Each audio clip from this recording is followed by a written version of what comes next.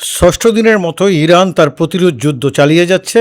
ইরানের Islamic revolutionary guard corps IRGC দাবি করেছে আজ সকালে তাদের নৌবাহিনী উত্তর উপসাগরে একটি মার্কিন ট্যাঙ্কারে আঘাত এনেছে। আইআরজিসি বলেছে যুক্তরাষ্ট্র, ইসরায়েল ও তাদের সমর্থনকারী ইউরোপীয় দেশগুলোর সামরিক বাণিজ্যিক জাহাজ এই পথে চলাচল করতে দেওয়া হবে না।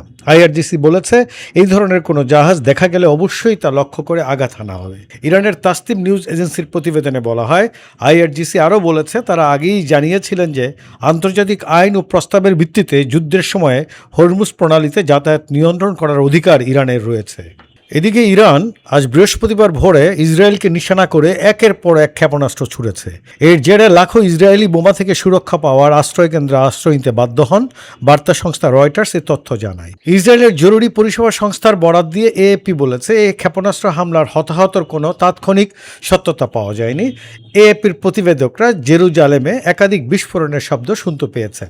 এরই মধ্যে যুক্তরাজ্যের মেরিটাইম ট্রেড অপারেশন ইউকেএমটিও জানিয়েছে কুয়েতের মোবারক আল কাবির থেকে 30 নটিক্যাল মাইল প্রায় 55.5 কিলোমিটার দক্ষিণ পূর্বে একটি দুর্ঘটনার খবর পাওয়া গেছে।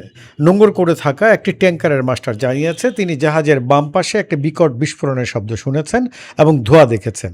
এরপর একটি ছোট নৌকাকে ওই এলাকা ছেড়ে চলে যেতে দেখা গেছে। ইউকেএমটিও আরও জানান জাহাজের একটি কার্গো ট্যাঙ্ক থেকে সাগরের পানিতে তেল ছড়িয়ে পড়তে দেখা গেছে, যা পরিবেশের উপর প্রভাব ফেলতে পারে। এছাড়া জাহাজটিতে পানি ঢুকে পড়েছে, তবে সব ক্রু নিরাপদ আছে।